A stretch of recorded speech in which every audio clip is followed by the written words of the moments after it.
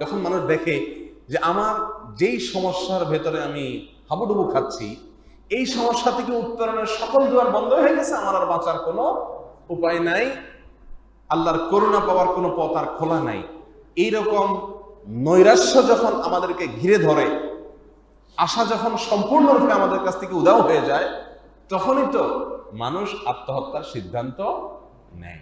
প্রিয় ভাইয়েরা আমার, যে সকল ভাইয়েরা নানা রকম বিপদ আপদে জর্জরিত, একের পর এক সমস্যা আপনাকে গ্রাস করে চলেছে, ধৈর্যের বাঁধ আপনার ভেঙে যাচ্ছে, আপনি মনে করছেন আত্মহত্যা করে আপনি বেঁচে যাবেন, মনে রাখা উচিত আত্মহত্যা করে আপনি বাঁচবেন না, বরং মরবেন। সন্দেহ আছে কোনো? আত্মহত্যা করলে কি মানুষ বাঁচে না মরে? তাহলে আত্মহত্যা করে আপনি বেঁচে যাবেন এই চিন্তা মূর্খতা সুলভ চিন্তা, এটা ভুল। মনে রাখবেন এই আত্মহত্যা এটা মানুষ যেহেতু নৈরাশ্য থেকে করে, নিরাশ হওয়া থেকে করে, আর নিরাশ হওয়া এটা হলো কুফরি। এটা কি? আল্লাহকে অস্বীকার করা এর নামান্তর। আল্লাহর প্রতি অবিশ্বাস করা, ঈমান না থাকা, এই জাতীয় বিষয় হলো আল্লাহর রহমতের আশা একেবারে কি করা? ছেড়ে দেওয়া। আল্লাহ সুবহানাহু ওয়া তাআলা কোরআনে কারীমে বলেছেন, লা তাখনাতু মির রাহমাতিল্লাহ, তোমরা আল্লাহর রহমত থেকে নিরাশ হবা না, খবরদার। একেবারে দেয়ালে যদি পেট ঠেকেও যায়, মনে রাখবে কোনো অবস্থাতেই আল্লাহর রহমত থেকে নিরাশ হওয়ার সুযোগ নাই। আল্লাহর প্রিয় পাত্র নবীদেরকে আল্লাহ তাআলা এত কঠিন পরীক্ষা নিয়েছেন, যে পরীক্ষায় তাদের দেয়ালে পিঠ ঠেকে গেছে, এবং তারা রীতিমতো বলেছেন মাতা নাসরুল্লাহ, আল্লাহর সাহায্য আর কখন আসবে? এরপরেও তারা আল্লাহর রহমত থেকে আশা ছাড়েন নাই। আল্লাহ কোরআনের অন্য আয়াতে বলেছেন, লা তাইআসু মির রাউহিল্লাহ, আল্লাহর রহমত এবং অনুগ্রহ থেকে নিরাশ হয়ে যেও না, হতাশ হয়ে যেও না। ওয়ালা ইয়াইআস মির রাউহিল্লাহ ইল্লাল কওমুল কাফিরুন, আল্লাহর রহমত থেকে, আল্লাহর করুণা থেকে নিরাশ হয়ে যায়, আশা ছেড়ে দেয় ওই ব্যক্তি যে কাফের। কোন মুসলমানে আল্লাহর রহমত থেকে আশা ছেড়ে দিতে পারে না। অতএব যারা নানা বিপদে জর্জরিত, মাঝে মধ্যে ভাবছেন যে আত্মহত্যা করে ফেলবেন, নিজের জীবনকে বিসর্জন দিয়ে দিবেন, শেষ করে ফেলবেন, খবরদার। নিজের জীবনকে শেষ করা তো বহুত পরের বড় গুনাহ, তার চাইতে সাধারণ কথা হলো নিজেকে কষ্ট দেওয়া শরীয়তে। অনেককে দেখা যায় হাত কাটে, অনেক যুবক তার তথাকথিত অবৈধ প্রেমিকাকে খুশি করার জন্য হাত কেটে রক্ত দিয়ে চিঠি লেখে না? অনেক বেকুব স্বামী তার স্ত্রীকে খুশি করার জন্য, অনেক বেকুব স্ত্রী তার স্বামীকে খুশি করার জন্য রক্ত দিয়ে চিঠি লেখে। এরকম হয় কি হয় না? জায়েজ নাই, কোন অবস্থাতে জায়েজ নাই। আপনি নিজেকে কষ্ট দিলেন, নিজের শরীরের কোনো অংশের ক্ষতি করলেন, শরীয়ত গ্রাহ্য কোনো কারণ ছাড়া, ইচ্ছাকৃত, এটা কোনো অবস্থাতে জায়েজ নাই, হারাম। এর জন্য আল্লাহর কাছে জবাবদিহি করতে হবে। এই শরীরের মালিক আপনি না, যা খুশি তা করলেন, এটা না জায়েজ। তাহলে সেখানে আত্মহত্যা করা কত জঘন্য গুনাহ হতে পারে? প্রিয় ভাইরা আমার, রাসূলুল্লাহ সাল্লাল্লাহু আলাইহি ওয়াসাল্লাম বলেছেন, কোন এক যুগে কোন একজন মানুষ তার হাতে কোনো জায়গাতে ক্ষত ছিল, কেটে গেছে বা ফোড়া হয়েছে বা কোনো কিছু ক্ষত হয়েছে, এই ক্ষতের যে কষ্ট, তখন তার অ্যান্টিবায়োটিক ছিল না, এত ব্যথার ওষুধ ছিল না, খুব কষ্ট পাচ্ছিল। যখন আর ধৈর্য ধারণ করতে পারতেছে না বেচারা, তখন একটা পর্যায়ে একটা ধারালো ছুরি নিয়ে নিজের হাত কেটে ফেলে দিয়েছে।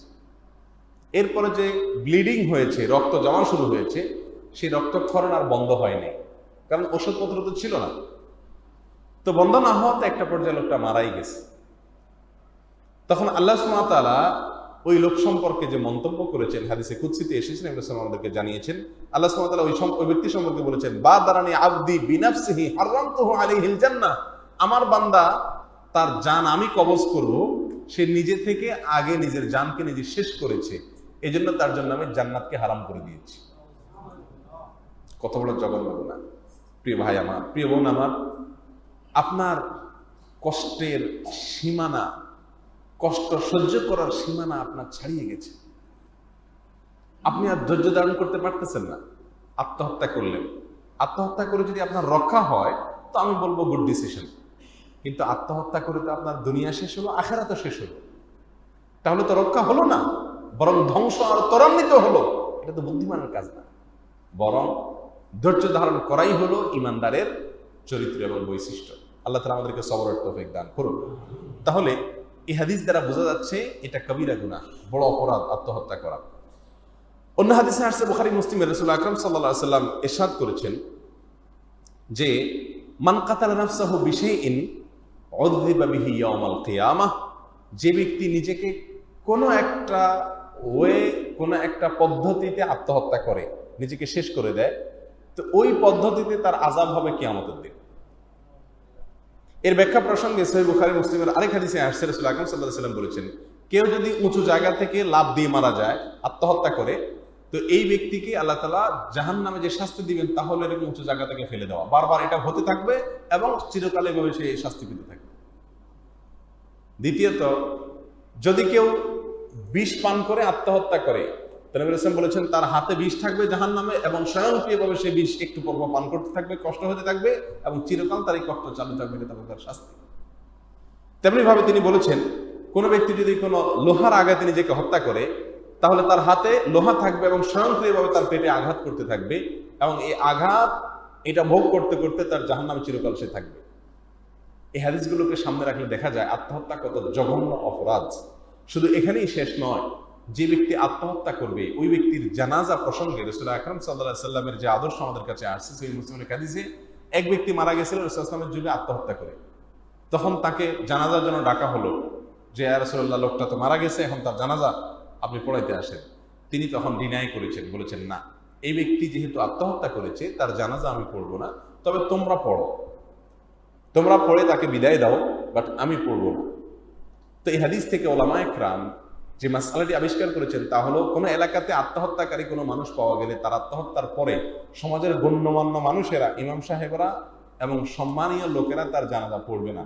মুয়াজ্জিন সাহেব পড়াবে, অন্য কেউ পড়াবে, সাধারণ মানুষরা পড়বে, আত্মীয় স্বজনরা পড়বে, কিন্তু সমাজের গণ্য মানুষ পড়বে না। কেন?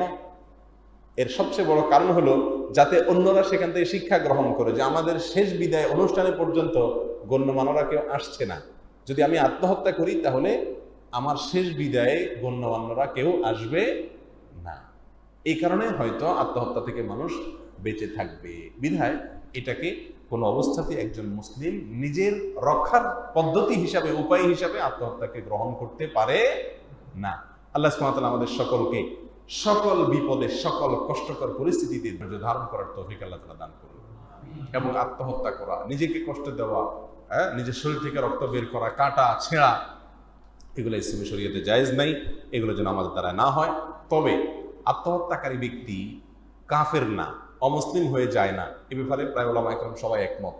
বিধায় কোনো লোক যদি আত্মহত্যা করে মারা যায়, তাকে বেঈমান মনে করে, কাফের মনে করে তার জন্য দোয়াও করা যাবে না, বিষয়টা কিন্তু সেরকম না। বরং ওই ব্যক্তির জন্য আরো বেশি দোয়া করতে হবে, যেহেতু বেচারা বড় বিপদ করে, বড় গুনাহ করে গেছেন। আল্লাহর কাছে তার হয়ে আমরা মাফ চাইবো, আল্লাহ যেন তাকে মাফ করে দেন। আল্লাহ চাইলে যে কোনো অপরাধ আল্লাহ তাআলা মাফ করে দিতে পারেন। আল্লাহ শিরক ছাড়া অন্য সব গুনাহের ব্যাপারে আল্লাহ চাইলে মাফ করে দিতে পারেন, আল্লাহ কোরআনে ঘোষণা দিয়েছেন। অতএব তার পক্ষ হয়ে আমরা আল্লাহর কাছে আরো বেশি করে মাফ চাইব। আত্মহত্যা করার আগে আমরা 10 বার ভাববো, নিজেকে কষ্ট দেওয়ার আগে 10 বার ভাববো। আত্মহত্যা করা তো পরের কথা, আল্লাহর কাছে মৃত্যু চাওয়া পর্যন্ত জায়েজ নাই, নিষেধ আছে হাদিসে। আমরা অনেক সময় কষ্টের চোটে, বিপদ হলে মৃত্যু কামনা করি না। অনেকেই বলে, তোর এটা দেখার আগে আমার মরণ হয়ে যেত, হ্যাঁ, মরণ আসে না কেন, আমার আল্লাহ আমাকে উঠায় নেয় না কেন, এরকম কথা আমরা বলি কি বলি না? খুবই জঘন্য একটি কথা, এটা জায়েজ নাই। রাসূল আকরাম সাল্লাল্লাহু আলাইহি ওয়াসাল্লাম বিভিন্ন হাদিসকে অ্যানালাইসিস করলে পরিষ্কার হয়ে যায় দিনের আলোর মতো কোন অবস্থাতে মৃত্যু কামনা করা জায়েজ নাই। বরং যত রকম কষ্টের পরিস্থিতি থাকুক, ধৈর্য ধারণ করা, এটাই তো ইমানদারের পরিচয়। আপনি ধৈর্য ধারণ না করতে পারলে জান্নাতের মালিক হবেন কিভাবে? এটাই তো পরীক্ষা। আল্লাহ যে বলেছেন, আল্লাযী খালাকাল মাউতা ওয়াল হায়াতা লিয়াবলুয়াকুম, জীবন মৃত্যু দিয়েছেন পরীক্ষা করার জন্য। পরীক্ষা তো এখানেই যে কষ্ট হবে, কিন্তু সবর করতে হবে, হার্ট হয়ে যেতে হবে। মন্তব্য যেমনি সেমনি করা যাবে না, মৃত্যু কামনা করা যাবে না। আল্লাহ রাসূল সাল্লাল্লাহু আলাইহি ওয়াসাল্লাম মৃত্যু প্রসঙ্গে যে দোয়া করতেন সেটা ছিল এরকম, আল্লাহ আমাকে ততদিন আপনি বাঁচায় রাখেন পৃথিবীতে যতদিন বেঁচে থাকাটা আমার জন্য কল্যাণকর, আর যখন আমার চলে যাওয়াটা আমার জন্য কল্যাণকর হয় তখন আপনি আমাকে নিয়ে নিন। এভাবে দোয়া করা জায়েজ আছে, কিন্তু নির্দিষ্ট করে আল্লাহ এখনই আমাকে নিয়ে যান বা নিয়ে যান না কেন, এরকম মন্তব্য করা জায়েজ নাই। অতএব মৃত্যু কামনা করা যদি না জায়েজ হয়, তাহলে নিজেকে সরাসরি হত্যা করা এটা কত বড় জঘন্য অপরাধ হতে পারে। আল্লাহ তাআলা আমাদেরকে বুঝার তৌফিক দান করুন। শয়তানের সবচেয়ে বড় চক্রান্ত হলো শয়তান মানুষকে নিরাশ করে দেয়, নিরাশ করে দেয়, আল্লাহর রহমত থেকে নিরাশ করে দেয়। বিধায় নিরাশ কোনো অবস্থাতে হওয়া যাবে না। ইমানদার আল্লাহর প্রতি রহমতের আশা, আল্লাহ সুবহানাহু ওয়া তাআলার অনুগ্রহের আশা সব সময় সে করবে। আল্লাহ তাআলা আমাদের সবাইকে আল্লাহর প্রতি আশাবাদী, আল্লাহর রহমতের প্রতি আশাবাদী হয়ে সারা জীবন বেঁচে থাকার তৌফিক দান করুন। কষ্টে, দুঃখে, বিপদে, আপদে আল্লাহ তাআলা আমাদেরকে ধৈর্য দান করার তৌফিক দান করুন। আত্মহত্যা অথবা মৃত্যু কামনা করা অথবা নিজেকে কষ্ট দেওয়া, এই সবগুলো যেহেতু হারাম, অতএব হারাম কাজগুলো থেকে আল্লাহ তাআলা আমাদেরকে বেঁচে থাকার তৌফিক দান করুন।